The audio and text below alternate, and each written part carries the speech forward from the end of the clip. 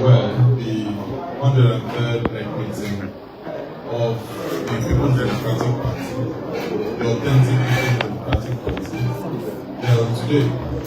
And as you are aware, that other organs of the party are either advisory or act on behalf of NEC.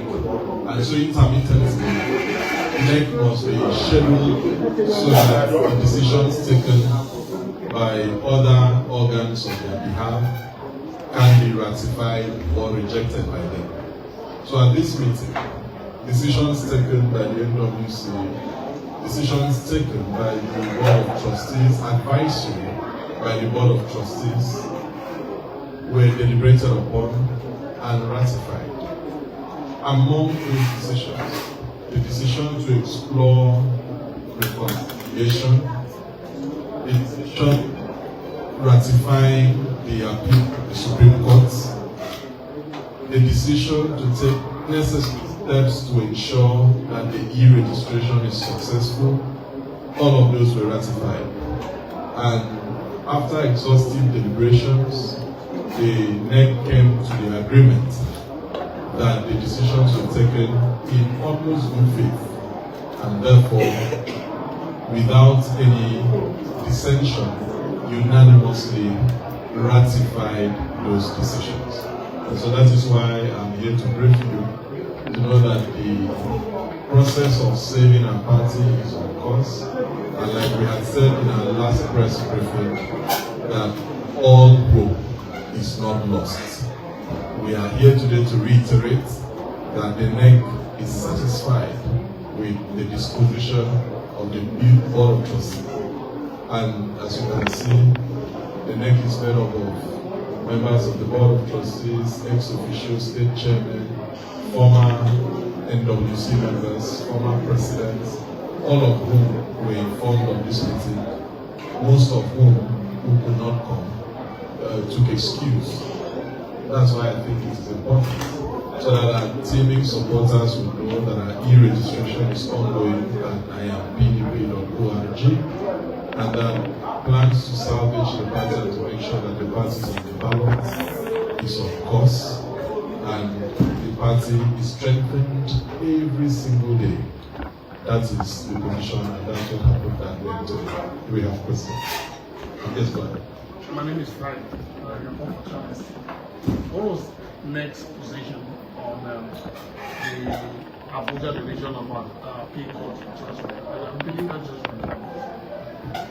We had said that NEC agreed that it should be. Remember that immediately after the judgment, the NWC went and directed the lawyers to file an appeal. And I have confirmed to you previously that an appeal has not just been filed, that appeal has been entered in the Supreme Court, and all the concomitant applications for accelerated hearing and all of that have also been filed and sent so. But what we said is that the filing of this appeal does not inhibit the reconciliation processes. The moment agreeable terms are met, parties, courts are usually very happy when parties approach them for discontinuance or withdrawal. So that appeal had been filed, and other subsequent legal actions had been taken to protect the position of the party. Yes, I do. Okay. The last time we were here, the national chairman told us that this side is open to reconciliation. I want to ask, what is the update on that reconciliation? Are the two groups met? If they have, how soon are we going to see this process wrapped up? Without the fact that the other side is still going ahead with their state convention the day after tomorrow. Yeah, like we said, you know that reconciliation is a journey.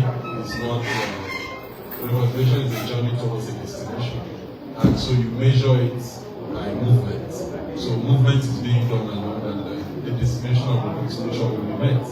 And you can bear with me that we have a situation of negative peace at the moment, and it's the cessation of hostility since we said so. So you're not finding both sides trading blames and hot tackles. You're finding de-escalation in rhetoric, hurtful rhetoric, and the rest. And so what is there is that the journey of reconciliation is on. journey of the reconciliation, like the bus has left the station, the train has left the station, but as it arrived at the reconciliation, as it passed some bus stations and train stations, the answer is no. Do we want that in the problem? The answer is no. Because there are people, we do not pretend that there are no people within and outside who do not want this peace. And so if we let them understand the milestones that we have achieved, it means they know the next bus or train station to wait for us. So it's best that the next time we hear from us, we hear that we have arrived at the destination. How we arrive, now by helicopter, will be coming as well. Provided this is legal. And when we arrive at that destination, remember that this reconciliation is made to strengthen the peace. And the party at this point is an opposition party. It's not a ruling party. It is not made to make the people to the present party and appendage of any other party. It is made to strengthen it as an opposition party. And the party aligning with the institutional interests of Nigerians, which is the provision of an alternative to the ruling party. So time is clearly an issue, and both parties are working along with time as condition. Irrespective of what both parties are doing independently on their own, it doesn't affect the reconciliation. When the reconciliation happens, eventually, the terms of the reconciliation will determine whether one was done and the things that were done have reached the destination. You know that in one time, not all the animals entered the boats, the ship. Only the animals that arrived in the market could survive. But there were many animals before one entered the ship. Yes, my name is Turak-Led PDP. I would like to know the next position, because in the next 48 hours, there's going to be a convention, PDP convention in Abuja. What is the next position in that particular convention? Then again, joining for reconciliation, you have left the party, you are moving, the train is already moving. We understand the train is moving. We also are aware of issues out there. As a matter of fact, we know that series of meetings occurred yesterday. Now, we understand that the other side are not willing to budge, to even give room for negotiation in terms of who gets rid of the end of this, which is a major issue between the people. Now, what is really happening? Is your side going to forge ahead with such negotiation, or rather you back out and focus on your appeal before the Supreme Court? Well, you do know, like I said, that the negotiation is a decision and it's a journey.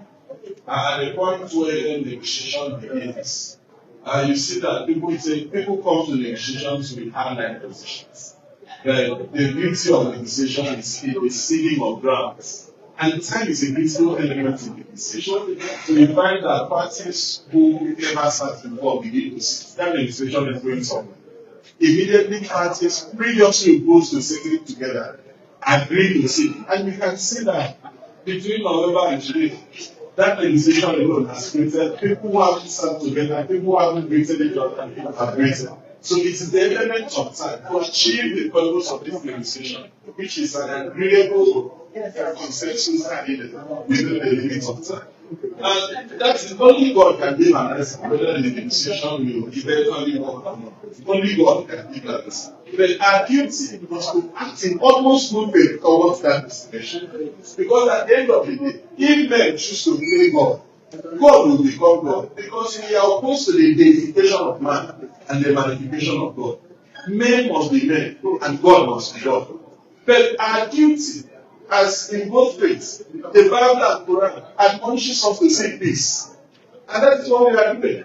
So if at the end of the day, and history is recording the disposition of people, if at the end of the day, reconciliation will mean that nobody agrees to die to be peaceful. Even the law allows for self-defense. But what is our position today?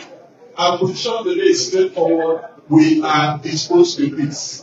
We have de-escalated all the organs of the party under our control are disposed to peace. And we are working there. Talking about the convention. There's no convention coming up to our knowledge. We will not begin to deconstruct that because that would be an inconvenient truth. And we cannot be saying those inconvenient truths at this point in time. Those are things we are discussing together. It's like having a wife when someone comes to tell your wife.